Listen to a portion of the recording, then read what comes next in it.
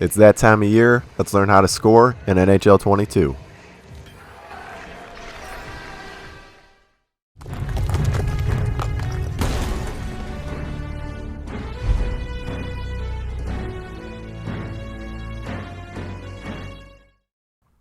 Now that NHL 22 is officially released to the rest of the world, I'd figured it'd be ideal to teach everyone the best ways to score in the game so far.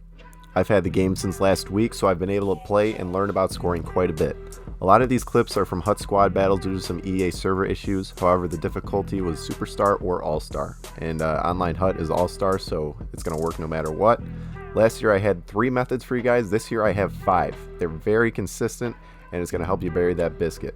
I'm hoping it allows you to put up 1 to 2 goals per period at the very least, and you can use these methods in HUT, HUT Rush, Online Versus, EA SHL Club, and drop-ins, and yes, even be a pro. Unless you already spent $300 on the game, everyone probably has their starter HUT team full of silvers and low golds. That's why I ask you to stay tuned, because even though your team's overall isn't the highest yet, I'm going to teach you how to put the puck in the back of that fucking net. That rhymed. That's pretty fucking hilarious. Alright, let's start the video.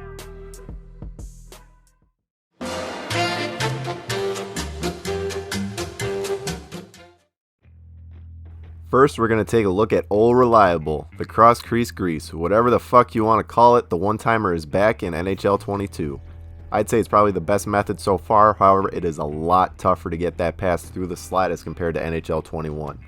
Last year it was force, force, force, goal, goal, goal. This year passes are getting blocked with new defensive animations, which makes it tougher to hit your man from east to west through the slot. Notice how in almost all of my clips I'm only passing if I have a clear lane with no defenders in the way. In order to get the best opportunities for one-time shots, I suggest putting all of your left-handed forwards on the right wing and all of your right-handed forwards on the left wing. This will allow your players the opportunity to be teed up and in prime position to receive that pass and shoot the puck simultaneously. Occasionally your wingers are going to cross, they're going to be on their strong side. However, that doesn't seem to be too much of an issue considering all the new shooting animations that developers have put into NHL 22. Your players are almost always going to be able to redirect, push, tap, deflect, or wrist that puck into the cage past the goalie no matter what. Another thing I'm also very excited about, one-timers from the point have returned to NHL 22. Last year in 21 they weren't consistent at all, but this year it's one of my top scoring techniques. Just make sure your defensemen are set up on their off wings just like your forwards, and make sure they have decent slap shot power. Now, if one-timers are your go-to method in the game, I would recommend changing your offensive strategy to overload. You can do this in-game while in your offensive line change menu, or you could do this under the strategies tab in your settings.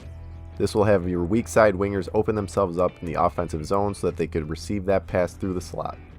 One more tip I have for you is aiming where you want your one-time shot to go. Pay attention to the goalie's movement from post to post or high to low. If it looks like you're beat on the short side, aim that shot far side. If the goalie has you beat low, aim your shot high, and vice versa. So there you have it. In shorter terms, just pass the puck through the slot to your weak side winger and have him blast that fucker past the goalie.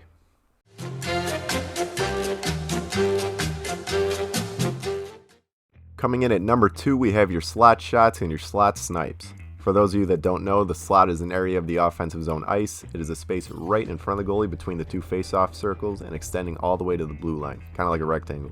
This year I've noticed it is really difficult to snipe short side as compared to previous years. Unless you have some really good players with really high shot accuracy, don't plan on hitting those short side nips top shelf. This year you have to skate into the slot and then shoot top shelf in the direction that you came from, aka skate right, snipe left, or skate left, snipe right.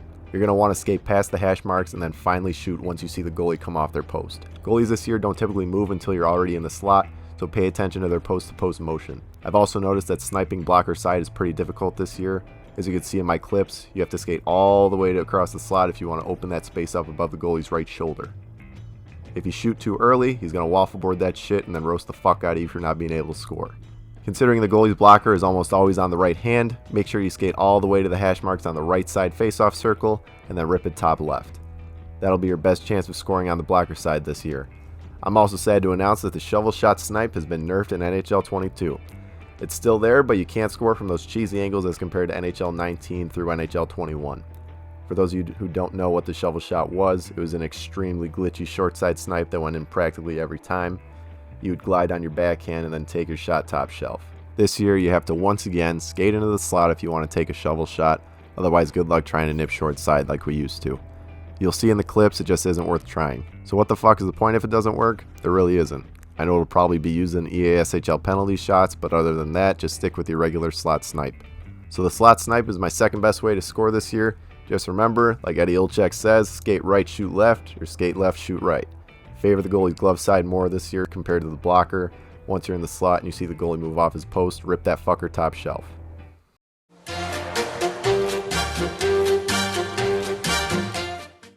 This year at the number 3 spot, we have breakaways and those mini one-on-ones that you have with the goaltenders. I moved it lower on my list this year just because you don't get as many breakaways as you did in NHL 21. Maybe it's because my players are still slow, but I've only had maybe 6 breakaways in like 45 games. Therefore, we have to capitalize on these chances, especially if we're trailing by a couple. If you have quicker players, you obviously have a huge advantage because you're going to be able to burn past those defensemen at the blue line or if they're in the neutral zone. So again, just like last year, the best way to score on a breakaway is the stick handle forehand, backhand, forehand, or backhand, forehand, backhand, followed by a shot on that short side. If you want to do this with me, pause the video, head to practice mode, and then click free skate. Most of the NHL shoots left-handed, so I'm using Patrick Kane for my examples. Now that we have our player, just find a spot, sit still, move your right analog stick from 9 o'clock to 3 o'clock to 9 o'clock to 3 o'clock. I know you Gen Z motherfuckers only know digital clocks and Apple Watches, so here's a real clock for you. Sit still and build up that muscle memory of going forehand, forehand, and so on. That's all you need to know in order to succeed at a breakaway. Then when you're ready, head towards the goalie. Last year we angled ourselves in from the face-off circles. This year, do not do that. It's not as consistent. What I want you to do is skate through the left or right side of the slot and make sure you're skating directly on top of the hash marks. We have a left-handed player, so let's come in on the right side of the slot. We're going to skate up, glide in, cut in, and then go 3 o'clock, 9 o'clock, 3 o'clock, and then shoot on that short side when we see the goalie bite. If we come in on the left side of the slot, we're going to do the same, just opposite. So let's skate up, glide, cut in, go 9 o'clock, 3 o'clock, 9 o'clock, shoot on that short side. Pretty simple and your best way to score on a breakaway. I've also noticed that the one-handed tuck is back and can be used pretty consistently actually. Last year it was nerfed to shit. This year I think you get away with it quite a bit. In order to execute this move, hold the puck out on your forehand or backhand and then tap R1 and L1 or left bumper and right bumper if you're on Xbox at the same time. You can try that if you have a comfortable lead, but in my opinion, I'd stick with the forehand, backhand, forehand or backhand, forehand, backhand method.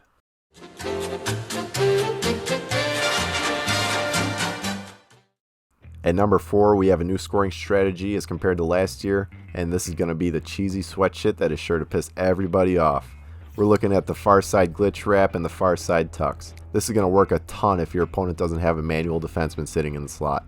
For the wraps, all we're doing here is gliding with the puck around the net and then shooting far side once we reach the front of the crease.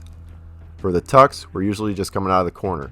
Glide, hold that puck behind us away from any defenseman, and then shooting far side once we reach the front of the crease. Make sure you aren't too wind tight when wrapping around. If you are, you're going to shoot the puck right off the goalie's pad. You can still get lucky and collect that rebound, I guess, but come around the outer edge of the crease, tuck it far side, you'll have way better results. When you're coming out from behind the net or from the corner, that goalie is committed to his short side post. Therefore, when you reach around the goalie's crouch body with your stick, it's like bullying a fucking orphan. They're vulnerable and they can't do anything about it. That puck is going to cross the line every single time if you execute this method properly.